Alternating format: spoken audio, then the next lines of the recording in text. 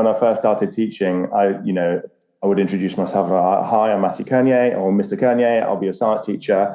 And I just got met with a sea of blank, confused student faces. So I just went, do you know what, guys? We'll just Mr. C. So actually, my entire career, I've been known as Mr. C. Mr. C. Okay, there we go. Well, that works for me too.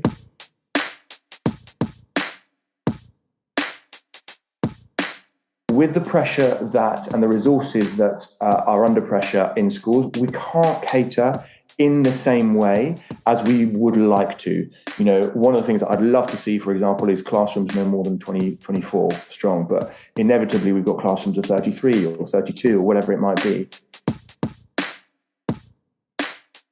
Slowly but surely, I think the repertoire of what we consider education, or the diet of what we consider education, is broadening beyond that of the school.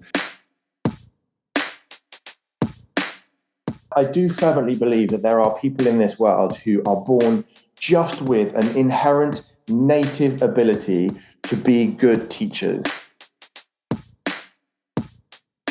Because I am a teacher, for me, creating a tutoring company that uses teachers is just simply what I know.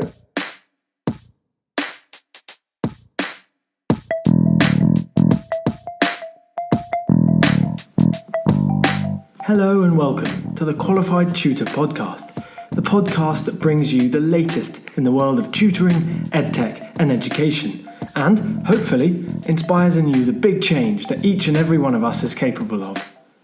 Qualified Tutor is an industry-leading tutor training organisation and online tutoring community for thousands of tutors around the world. This podcast is the voice of this community, where we aim to hear from tutors, teachers, entrepreneurs, coaches, business experts, students, tutorpreneurs, and more from the world of tutoring about what inspires them every day, how they can help tutors like you, and what they've learnt about tutoring along the way. The question is, what will you learn today? Hello and welcome to the 128th episode of the Qualified Tutor podcast. I know, big surprises. Wow, 128. I'm impressed. My name is Ludo Miller, the host of this podcast. Welcome back to regular listeners. Welcome to any of you for whom this is your first time listening to the Qualified Tutor podcast. And of course, a huge welcome to today's guest, Matthew Curnier. Matthew, welcome to the podcast. Thank you so much for having me on. I'm really excited. For the French-speaking contingent of our listeners, my guest today is actually Mathieu Curnier. But I was asking Matthew just now how the pronunciation works, and apparently Kernier is fine in English. So that's how Matthew is known to many, I'm sure, of the schools he works with. Well, that's actually a funny anecdote, because when I first started teaching, I would introduce myself. Hi, I'm Matthew Curnier, or Mr. Kernier. I'll be a science teacher. And I just got met with a sea of blank, confused student faces. So I just went, do you know what, guys? We'll just Mr. C. So actually, my entire career, I've been known as Mr. C. Mr. C. Okay, there we go. Well, that works for me too. Now, just as a brief background to Mr. C, for any of you who haven't come across Matthew or his business, Matthew is as he was saying just then, a former classroom teacher, and is the director and founder of Capital Tuition Group, which is a tutoring business founded, run by and built on a team of just under 100 highly experienced, very successful teachers. And it's a model that's worked wonders for the business, and Matthew has been right at the heart of the business since it launched about kind of around 5 years ago. Now, Matthew is also an actor who's appeared in several short films, which no doubt helps to bring a great deal of flair and exuberance and performance to the education environment. I'm sure sessions with Matthew are a whole lot of fun. But Matthew, welcome to this podcast. It's really, really great to have you on. Thank you. What is giving you reason to smile today, Matthew? Tuesday the 30th of August. What's giving you reason to smile? Oh my gosh, what's giving me a reason? Well, first of all, I think this is the first time I've ever been invited to record on a podcast. So that's a first for me and something I can scratch off my bucket list. So if that doesn't give me a reason to smile, I don't know what will. Hopefully that smile won't have been wiped off by the end of the next 25 minutes or so. But Matthew, we listeners of this podcast will know that we tend to start this each episode with a little look back to the very early days of our guests' lives and careers. Now, I gather locating some physical school reports was not possible, but there is a little tale you have to tell from all those years ago. Yeah. So this is it's almost a direct quote, and it is from a school report, an end of year report. I think I must have been in about year 8 or year 9 or something like that. And it was from my PE teacher. Now, I actually really like sport, and I'm like being sportsmanly and getting active and fit and all the rest of it. But I actually hated PE when I was at school, and I didn't particularly like my PE teacher, who always sort of found reason to pick on me a little bit. But I think we'd just done a term or whatever we'd done was rugby. Now, I quite like rugby and did quite well in that. I can't kick a round ball to save my life. So football was always more of a challenge. But the end of school report that I had from my PE teacher was Matthew lacks the appropriate motor skills to become a good footballer, which I took great exception to, even though he was right. Because I have motor skills for other things, and it was always something that struck me. And my mum and my dad, when they read this report, literally couldn't stop laughing for about 2 weeks. Forevermore, I've been known as someone with poor motor skills. Despite the fact that I probably should say that I did actually go on to be sort of quite a good gymnast, which I think probably requires a little bit of motor skills. Perhaps more than football, actually. Well, anyway, it's funny how often people we have on the podcast talk about the comments they received from teachers when they were children, and how it spurred them to really go against what their teacher said. You know, this real kind of deep, powerful feeling of like, I can't believe you said that. I'm now going to go and prove you wrong. Yeah. But equally, we have had guests who said, oh yeah, my pottery teacher said I'd never make it as a potter. So that was the last day I ever did. You know, the kind of... Oh no, like really, it cuts them there and then. Yeah, exactly. It's like, yeah, they'll, science will never be for them. Okay, I'm not doing science at A level kind of thing. But no, that's a great little tale. I wonder if it spurred you on, Matthew, to do what you do today. Do you think there's a reason behind what you were like as a kid that is why you do what you do today? Well, there is. Well, in terms of this PE teacher, I kind of very quickly forgot about it, and I was like, oh, whatever. And my immediate thought was, this guy has no idea who I am, or has bothered to find out who I am. That's the first thing. So, my sympathies do go out to people who have taken to heart, because it did cut the comment, but my sympathies do go out to people who do receive comments in a report, or either verbally from a teacher, somebody who's in a position of responsibility and authority, that sort of discourages them or stops them. I really think that's not right. It happens, and we all make mistakes, and I'm sure that I will have said things as a teacher that I probably wish I could have said differently.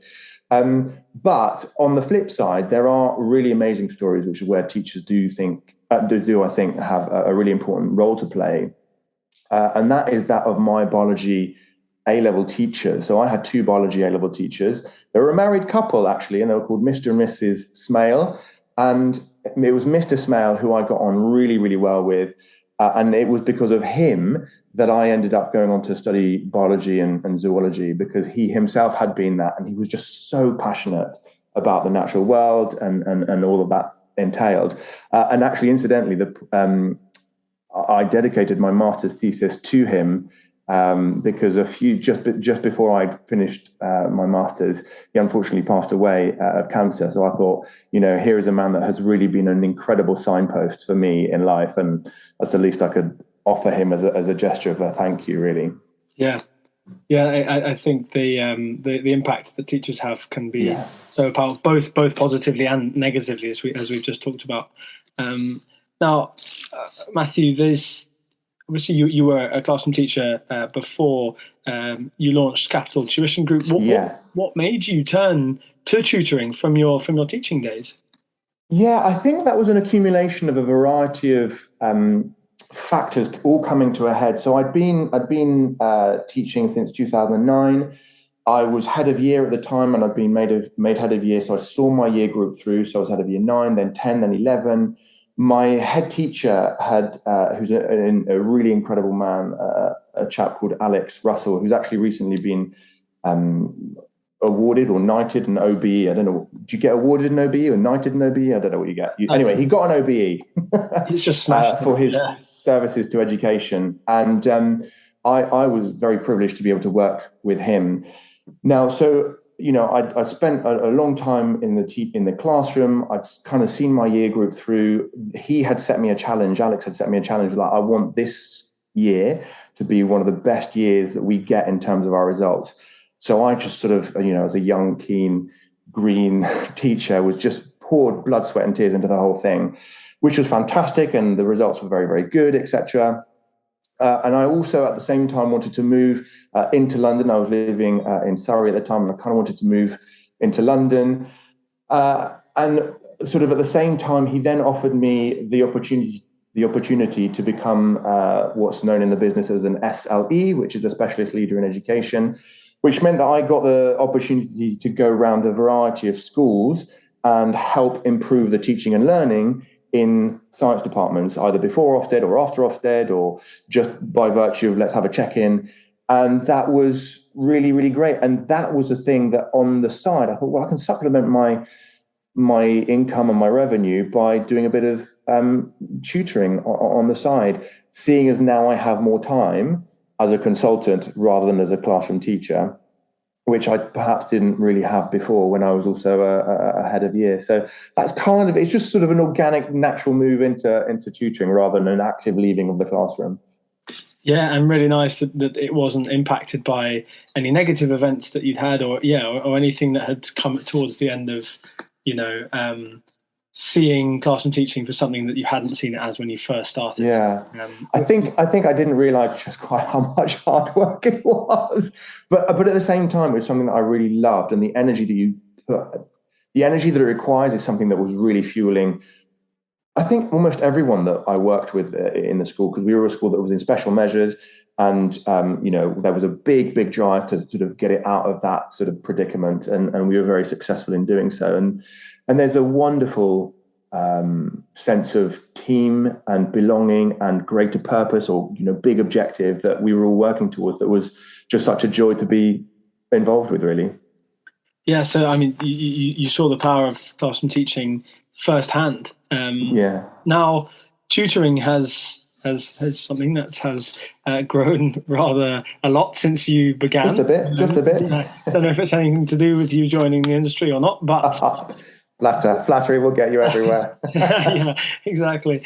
Why then, Matthew, do you think that tutoring has taken this role? How do you think it's come to be where it is today? Yeah, I think there's a variety of reasons as to why tutoring is being endorsed more and more, or being sought more and more. I think the first and most obvious one is the pandemic. The pandemic, arguably put a lot of pressure on our young students and our young people and children. And I think it's important that we assist them in sort of catching up that time. And I'm using air quotes very specifically because I know that it's not, I think it is slightly taboo to use the word catch up, but there is an element of that. I think the pandemic did create a divide, not only between those who have and those who have not, in terms of resources or parents at home who can look after them and help with homeschooling or whatever, but also there will also be a divide between those who did do and those who didn't do. And there is a link between the two. Obviously, there's a link between the two. So I think the reason why the tutoring industry has grown is because there is sort of, a cognizance that there is a gap and that we need to sort of fill it. and really bring our students on to where they should be, again, using air quotes. Another fact, so that's one reason. I think another reason is that slowly but surely, I think the repertoire of what we consider education, or the diet of what we consider education, is broadening beyond that of the school. So I think, maybe 10, 15, 20 years ago, I don't know what time frame necessarily to put on it, is I think we generally thought that schools, kids went to school, they did their learning at school, then they'd come home, do their homework, and that was it. And I don't necessarily think that's the case anymore. And I think in other countries, particularly the Far East, and China in particular, Singapore, Malaysia, all these places really put a huge onus on education. Tutoring has always been there to supplement and support all the good stuff that's happening in the school grounds and in the classroom itself. And I think that, for very pro-education families, or for people who are particularly ambitious, they want to bring that into part of the diet that constitutes what we consider education to be. And I think that's kind of right, because I'm not sure anymore, and I hope this isn't too controversial a statement, but, with the pressure that and the resources that are under pressure in schools, we can't cater in the same way as we would like to. One of the things that I'd love to see, for example, is classrooms no more than 24 strong, but inevitably we've got classrooms of 33 or 32 or whatever it might be. And I think so there, we can't cater for everyone as well as we might. There are also a greater number of needs, in terms of special educational needs or whatever. And so I think having tutoring for that is a really good way of making sure that a student can keep on accessing the education and the levels of academia that they're supposed to be doing so in school. So there's a variety of reasons why I think there's just some of them. But I do think that the trend in the growth of tutoring is something that we will happily see continue.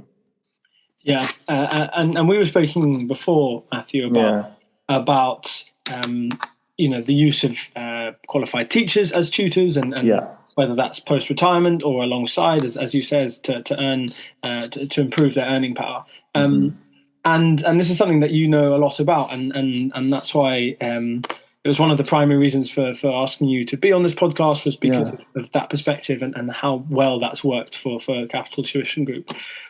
A two-part question, really, but why the focus at Capital Tuition Group on qualified teachers? And the second part of the question is, what makes a good tutor? Yeah, I think straight off the bat, because I am a teacher, for me, creating a tutoring company that uses teachers is just simply what I know. And understanding education as I do within the context of being a secondary school teacher, I just was like, well, it just makes so much sense.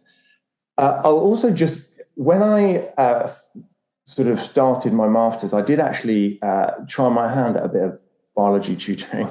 And I thought, I'd do some tutoring sessions, like, yeah, I'm quite good at this. Yeah, all good. And then a few years later, when I did end up becoming a qualified teacher, I then did some tutoring again. I went and I realized I probably wasn't that good, or not as good as I thought I'd been. And that was simply because of the fact that I had opened a biology A-level textbook, tried a lesson, saw that it didn't particularly work very well. I needed to re-explain it in a different, better way using simpler examples. I needed to scaffold it perhaps to a greater degree to allow my students to access it.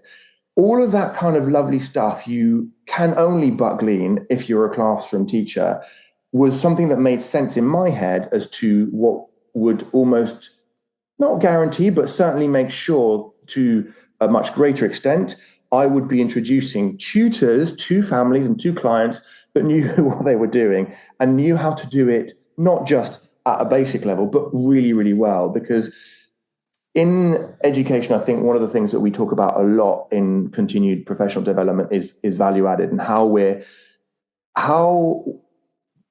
our practice as teachers is really conferring actual education, and the metrics around that are wide and varied, and it's difficult to measure education, right? We all understand that.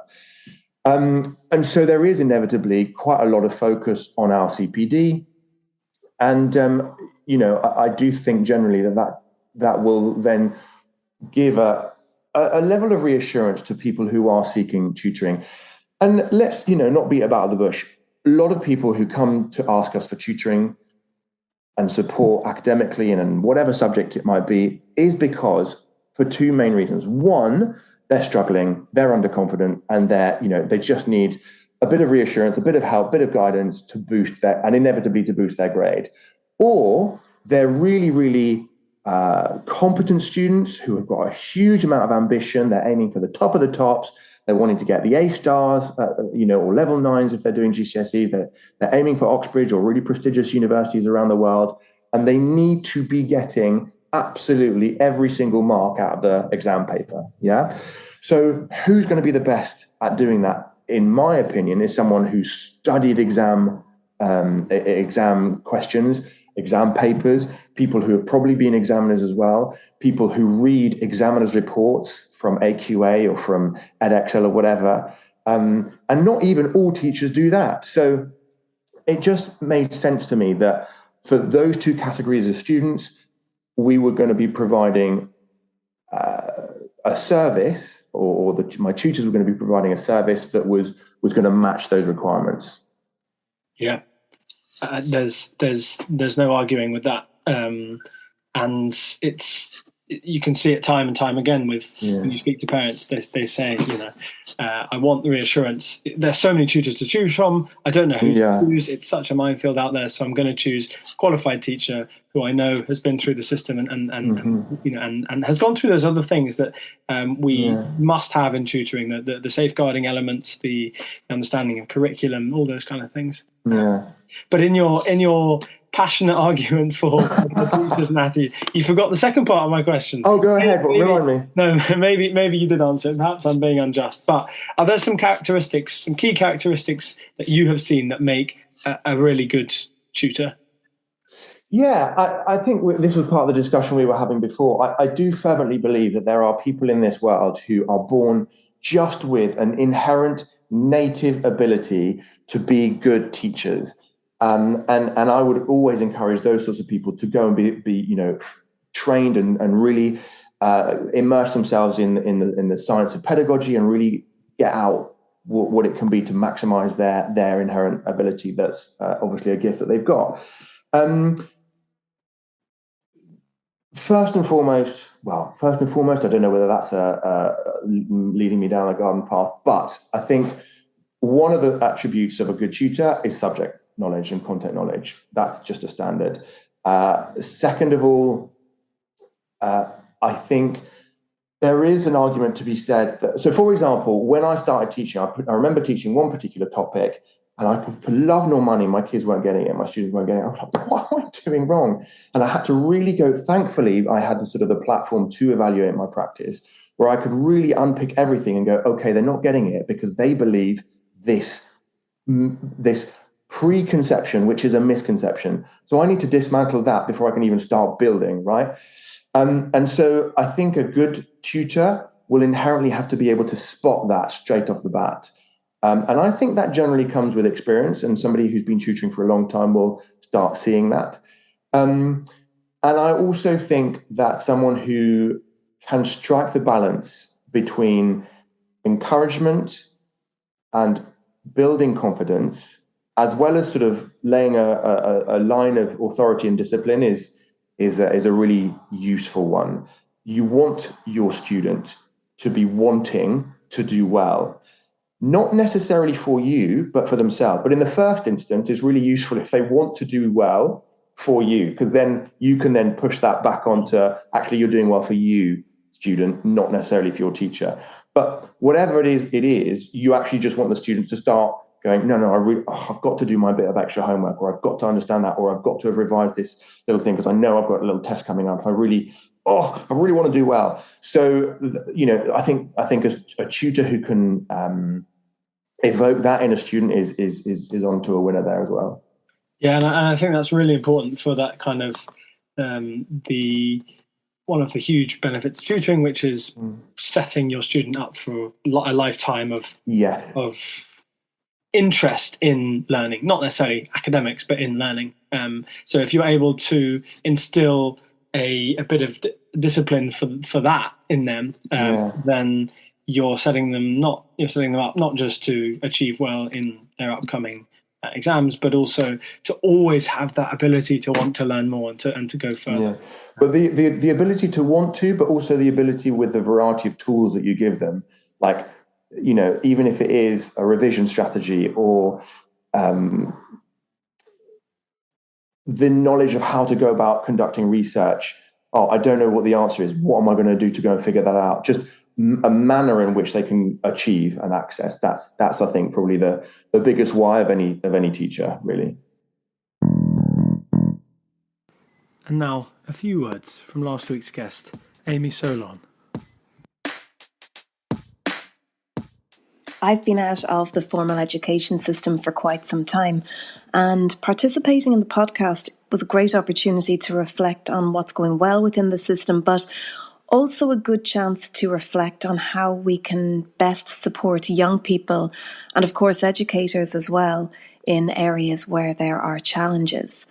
So thank you for creating a space where we can bat those ideas around and hopefully give others food for thought also. For any potential future guest to the podcast, well, I would definitely recommend getting involved. Ludo is a most engaging host and it was loads of fun. Thank you so much again for having me.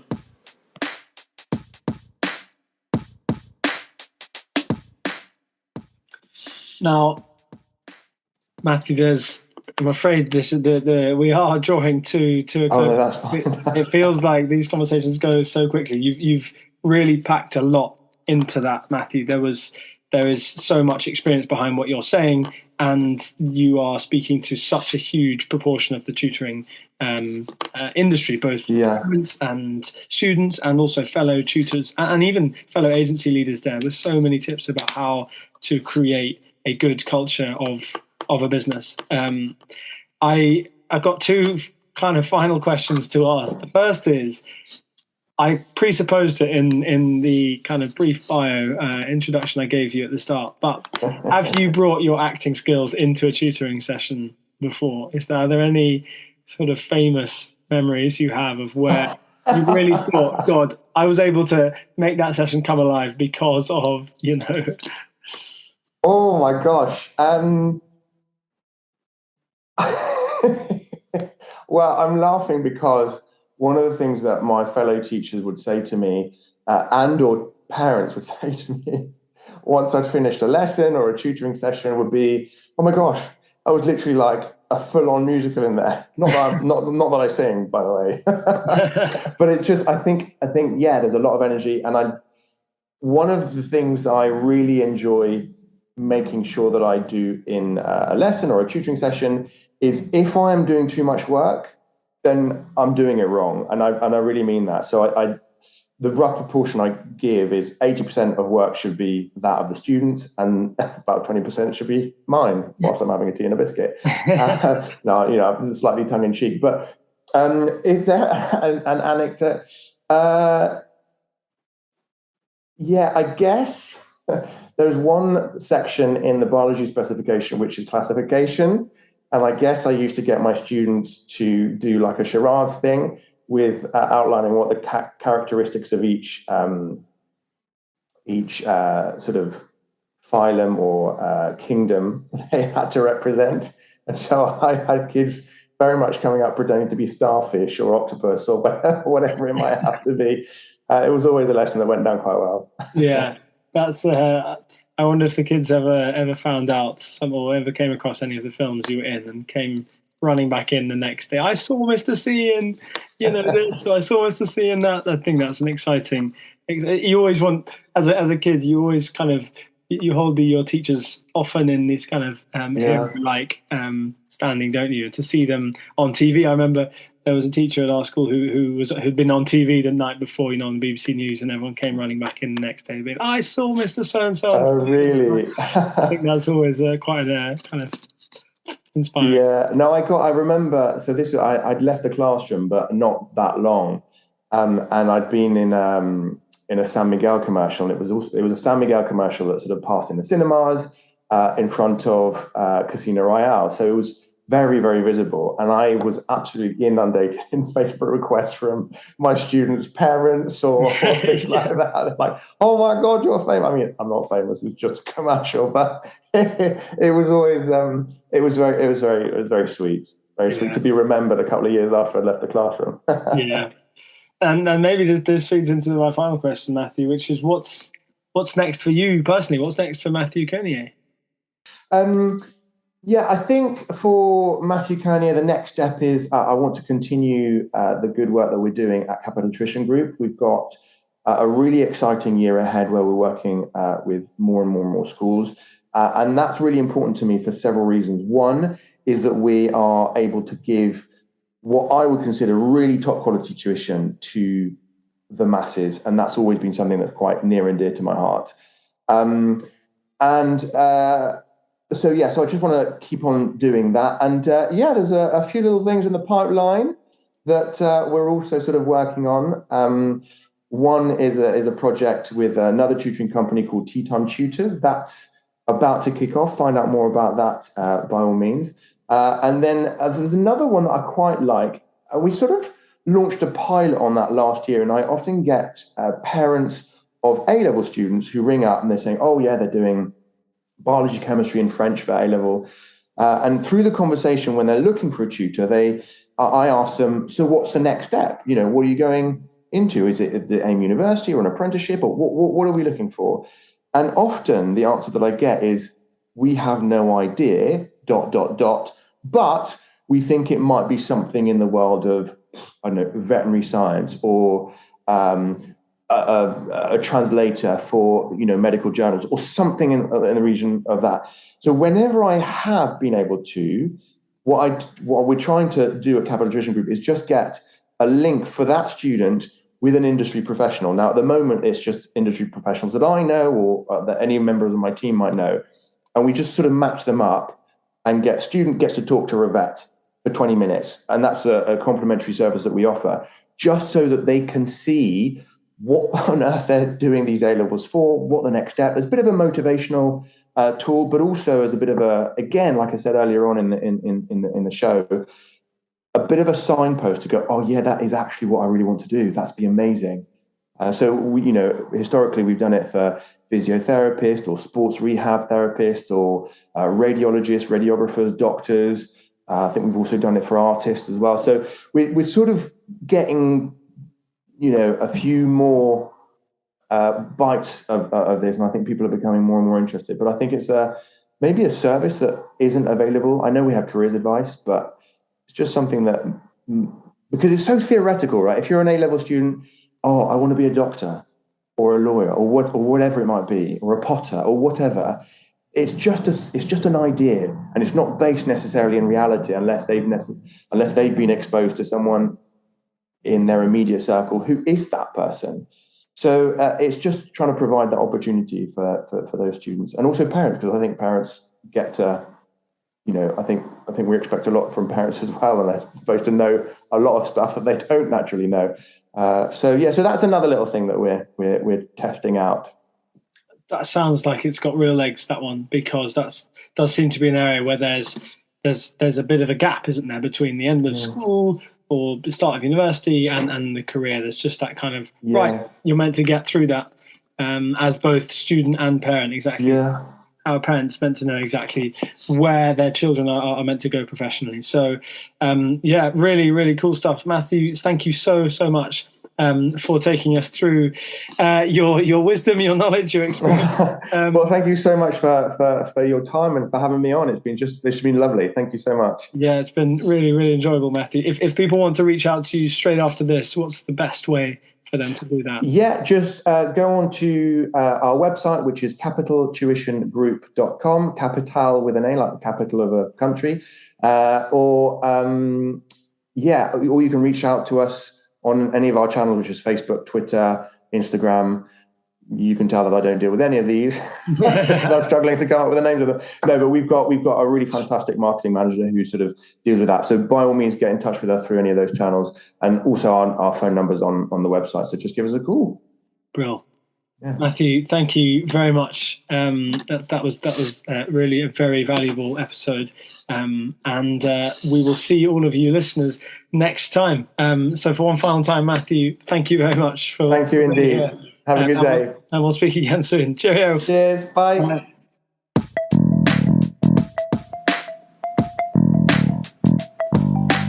Thank you for listening to this episode of the Qualified Tutor Podcast. Whether you're a regular listener of this podcast or you've just stumbled across it, join the Qualified Tutor podcast group within the Qualified Tutor community to stay up to date with our latest news, offers, workshops, and of course, simply to meet other tutors like you. Whatever your level as a tutor, our training courses will be the next step in your professional development. Visit qualifiedtutor.org/training to find out more about our CPD accredited and Ofqual recognised courses, the first of their kind in the tutoring industry. Your student deserves the best tutor possible. Make that happen today by joining Qualified Tutor.